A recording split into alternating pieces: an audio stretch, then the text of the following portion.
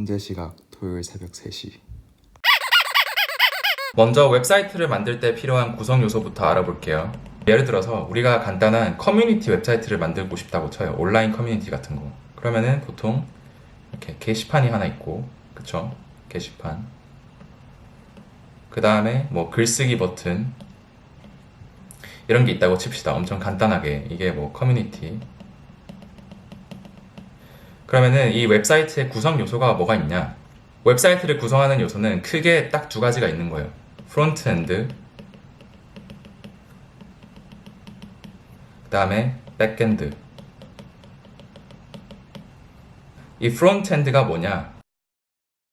프론트엔드는 간단하게 말해서 우리 눈에 보이는 거, 그러니까 UI, UX 같은 걸 말해요. 이 게시판을 보면은 뭐 이렇게 글 같은 것도 있을 거고, 이렇게 버튼 같은 것도 있을 거고, 뭐 이 전체적인 페이지 레이아웃이 있겠죠. 이런 걸 그리는 게 다 이 프론트엔드의 한 종류고, 이 프론트엔드의 구성 요소는 뭐냐? HTML,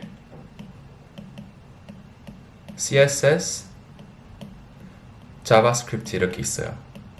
HTML은 위에 있는 페이지를 만들 때 쓰는 아주 간단한 언어예요. 예를 들어서 우리가 방금 그린 이 커뮤니티를 HTML로 나타내려면 이런 식으로 나타낼 수 있어요. 맨 위에 페이지라는 컴포넌트가 있고, 그 밑에 게시판이라는 컴포넌트가 있고, 게시판 안에는 글 하나가 있고, 포스트 쫙쫙, 그 다음에 버튼이 하나 있어요. 이렇게. 그러면 이거를 HTML로 어떻게 쓰냐? 맨 처음에 페이지라는 게 있고, 그 밑에 게시판이라는 게 있고, 그 안에 포스트라는 게 있고, 그 밑에 게시판을 끝내주고, 그 밑에 버튼이 하나 달려있고, 그 다음에 그게 페이지가 끝이 난다. 이렇게 하는 거예요. 이게 다예요, 진짜로.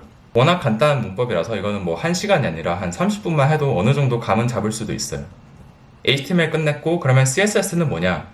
CSS는 우리가 이 위에 만들어 놓은 페이지를 스타일링 할 때 쓰는 문법이에요.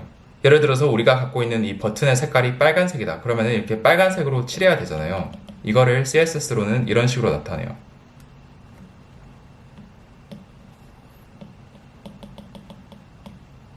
color red. 또 다른 예로는 우리가 가진 이 게시판의 크기가 한 30cm 돼야 된다. 그러면은 이게 30cm 돼야 된다. 그러면은 이거를 CSS로 어떻게 표현하냐면 뭐 board는 with 가로가 30cm다. 이렇게 표현할 수 있어요. 그러니까 HTML로 전체적인 페이지의 레이아웃을 잡고 CSS로 스타일링을 하는 거예요. 그러면은 밑에 이 자바스크립트는 언제 쓰냐? 자바스크립트는 유저랑 위에 있는 이 페이지랑 상호작용이 어떤 식으로 일어나야 되는지 정의하려고 쓸 수 있는 언어인데요. 예를 들면은 위에 있는 이 버튼을 눌렀을 때 무슨 일이 일어나야 되는지 자바스크립트로 말을 할 수가 있는 거죠.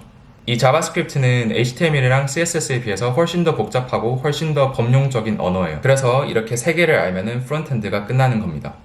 그러면은 프론트엔드는 뭐 하는 건지 알았잖아요. 프론트엔드는 우리가 눈에 보이는 거, 그러니까 UI, UX를 담당하는 건데, 그럼 이 백엔드는 뭐냐?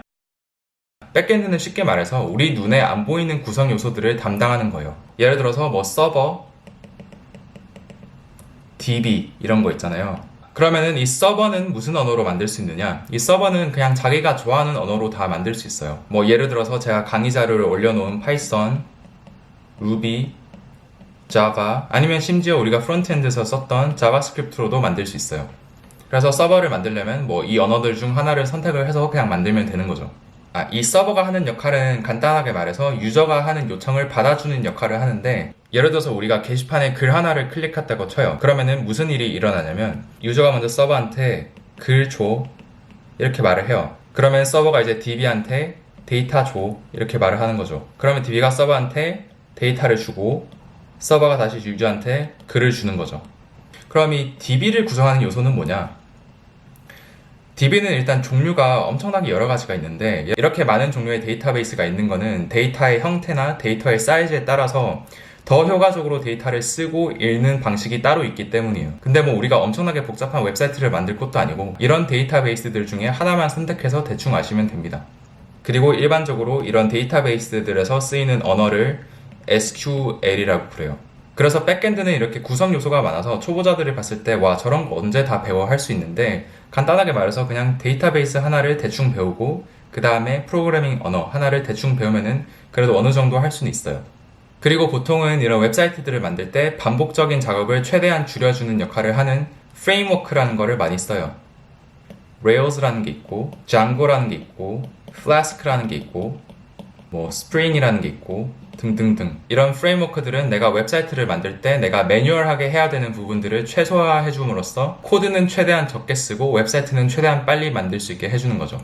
그리고 또 요새는 serverless라고 이 백엔드를 하나도 몰라도 웹 서비스를 하나 만들 수 있게 해주는 솔루션들이 몇 가지 있는데 예를 들어 보면 뭐 Firebase 그리고 뭐 AWS 이런 게 있어요. 그리고 뭐 요새는 세상이 너무 좋아져서 심지어 이 프론트엔드도 하나도 안 하고 그러니까 코딩을 아예 안 하는 거죠. 하나도 안 하고도 웹사이트를 많이 만들 수가 있잖아요. 예를 들어서 뭐 한국에서는 카페24, 뭐 가비야, 미국에서는 윅스 이런 거. 그래서 사실 웹사이트를 대충 만들려고 하면은 코딩 안 하고 하는 게 제일 편한 것 같아요. 이런 걸 쓰면서. 그래서 다시 정리를 해보면은 웹사이트를 만들기 위한 가장 쉬운 방법은 그냥 코딩을 하나도 안 하고 솔루션을 쓰는 거죠. 그 다음에 나는 좀 내가 원하는 대로 페이지를 바꿔보고 싶다. 그러면은 이제 프론트엔드를 배워야 되는 거죠. HTML, CSS, 자바스크립트 이렇게 하는데 HTML은 뭐 1시간, CSS 1시간, 그 다음에 자바스크립트는 뭐 하루에서 뭐 일주일 정도 잡고 공부하시면 됩니다. 이것만 알아도 내 웹사이트를 만들어서 사람들한테 공개를 할 수가 있어요. 그러니까 예를 들면 뭐 포트폴리오나 근데 만약에 내가 데이터를 저장하는 것까지 하고 싶다. 그러니까 아까 위에서 본 커뮤니티 같은 웹사이트를 만들려면은 게시판에 글을 쓰고 그 글을 저장을 해야 되니까 이제 그럴 경우에는 옵션 하나는 백엔드를 안 배우고 그냥 Firebase 같이 백엔드를 대신 해주는 서비스를 쓰는 거고요. 다른 옵션은 백엔드를 직접 배워서 하는 거죠. 그러면은 백엔드에서는 뭘 배워야 되냐? 아까 말한 것처럼 언어 한 개, 저는 파이썬이라고 쓸게요. 그 다음에 데이터베이스 한 개, 저는 뭐 포스트그레스라고 쓸게요. 그 다음에 프레임워크 한 개, 저는 플래스라고 쓸게요. 이렇게 해서 각 공부 시간은 다 합쳐가지고 자기가 하고 싶은 정도에 따라서 일주일에서 한 달 정도 잡으면 될 것 같아요. 그러면 이제 웹사이트를 만드는데 뭐가 필요한지는 봤으니까 모바일 앱을 만들 때는 뭐가 필요한지를 봅시다. 모바일 앱은 먼저 플랫폼별로 나눠진다고 보시면 돼요. 먼저 아이폰에서 돌아가는 iOS, 그 다음에 다른 핸드폰에서 돌아가는 안드로이드가 있죠. 이 플랫폼마다 다른 프로그래밍 언어를 쓰는데 iOS는 두 가지 옵션이 있어요. 첫 번째 옵션은 Swift, 두 번째 옵션은 Objective-C라는 건데 Swift가 더 최근에 나왔고 C가 좀 더 편해요. 그 다음에 안드로이드도 몇 가지 옵션이 있는데 제일 많이 쓰이는 거는 Java, 그 다음에 상대적으로 더 최근에 나온 거는 코틀린이라는 게 있어요. 안드로이드 같은 경우는 코틀린이 자바보다 더 최근에 나왔고 C가 더 편하긴 한데 개발 문서가 자바보다 너무 딸려가지고 저는 개인적으로는 안드로이드를 하려면 자바를 해야 된다고 생각해요. 지금은. 그 다음에 또 모바일 앱은 플랫폼별로 개발 도구를 다른 걸 써야 돼요. iOS 같은 경우는 엑스코드라는 걸 쓰고 안드로이드 같은 경우는 안드로이드 스튜디오라는 걸 써요. 보시는 것처럼 플랫폼별로 쓰는 게 완전하게 달라가지고 보통은 앱을 만들 때 플랫폼을 하나 정하고 그걸로 먼저 만들고 그 다음에 뭐 앱을 내놨는데 반응이 너무 좋다 그러면은 반대쪽 플랫폼도 투자를 조금 해가지고 새로 만들어요. 근데 이 iOS 앱이랑 안드로이드 앱을 따로따로 만들려면은 귀찮잖아요. 힘들고. 그래서 언어 하나만 가지고 양쪽 플랫폼 둘 다에서 돌아가는 앱을 만드는 프레임워크가 몇 가지 나왔는데 첫 번째 프레임워크가 React Native, 이거는 자바스크립트로 만들고 두 번째로 Flutter, 이거는 또 Dart라는 언어로 만들어요. 그래서 자기가 만약에 웹사이트를 만들어 본 경험이 있다. 그리고 그 웹사이트를 만들면서 자바스크립트를 써봤다. 그러면은 이 React Native 프레임워크를 써서 바로 모바일 앱도 만들 수도 있는 거죠. 그리고 위에서 말한 거는 이제 모바일 앱에서 눈에 보이는 거. 그러니까 모바일 앱의 프론트엔드고요. 여기에서 백엔드는 또 추가로 해야 돼요. 그러니까 내가 데이터를 서버에서 불러오고 저장해야 되는 일을 해야 된다. 내 모바일 앱이. 그러면 아까 웹사이트를 만들 때 했었던 방법과 동일하게 서버와 데이터베이스를 따로 셋업을 해줘야 되는 거죠. 그럼 이것도 공부 방법을 좀 정리를 해보면은 만약에 자기가 플랫폼 하나만 서비스하면 된다. 그러면은 뭐 iOS나 안드로이드 둘 중에 하나를 고르셔서 언어와 개발 툴을 배우시면 되는데 둘 다 하는데 한 달 정도 걸리는 것 같아요. 그리고 공부 방법은 물론 제가 다른 동영상에서 말씀드린 것처럼 책을 사서 처음부터 하나하나씩 페이지 넘기면서 하시지 마시고 온라인에 나와 있는 튜토리얼들을 보고 따라 하시면 되고요. 그리고 만약에 자기가 두 가지 플랫폼에서 무조건 서비스를 해야 된다. 아니면은 내가 웹사이트를 만들면서 자바스크립트를 이미 익혔다. 그러면은 저는 리액트 네이티브를 추천해 드릴게요. 근데 모바일 앱 개발은 조금 주의해야 되는 게 이 언어나 개발 도구 외적으로 신경 쓰이는 게 조금 있어요. 예를 들어서 애플 앱스토어에 내 앱을 내려면은 먼저 개발자로 등록을 해야 되고 돈을 100불을 내야 돼요. 돈을 내고 그 다음에 앱을 또 내고 승인 심사를 받아야 되거든요. 그 심사를 받는데 또 일주일 정도 걸리고 그래서 실질적으로 이 프로그래밍 언어랑 개발 도구를 익히는 시간 외에 앱을 배포하는 방법을 배우는 시간이 조금 더 걸릴 수도 있어요. 그럼 다시 한번 모든 걸 정리를 해볼게요. 내가 웹사이트를 처음부터 끝까지 다 만들고 싶고 솔루션 같은 거 안 쓸 거다. 그러면은 HTML, CSS, 자바스크립트 그리고 데이터를 저장해야 되면은 백엔드로 데이터베이스, 포스트그레스, 그 다음에 프레임워크, 플라스크 이렇게 하시면 되고요.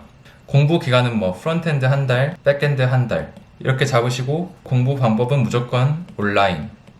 그 다음에 모바일 앱으로 넘어가서 저라면은 그냥 자바스크립트 배우고 리액트 네이티브를 배울 것 같아요. 그래서 두 개 합쳐서 한 달 잡고 그 다음에 백엔드는 웹사이트에서 했던 것처럼 똑같이 한 달. 공부 방법도 웹사이트에서 했던 것처럼 똑같이 무조건 책 보지 마시고 온라인. 제가 지금 유튜브에 올려놓은 강좌가 이 파이썬 하나 올려놨거든요. 근데 빠른 시간 안에 초보자들이 제일 쉽고 빠르게 배울 수 있는 방법으로 이거를 하나씩 다 커버를 할 거예요. 여러분 오늘은 웹사이트랑 앱 개발에 대해서 알아봤는데요. 얼핏 보면 이렇게 할 게 많아 보이지만 사실 그래도 막상 딱 시작을 하면은 끝이 생각보다 금방 보일 수도 있어요. 제가 유튜브에 관련 영상들을 꾸준하게 올리면서 코딩을 지금 하나도 모르시는 분들도 편하게 시작할 수 있고 조금 더 쉬운 방법으로 접근할 수 있도록 도와드릴 테니까 다음 영상에서 뵙겠습니다. 감사합니다.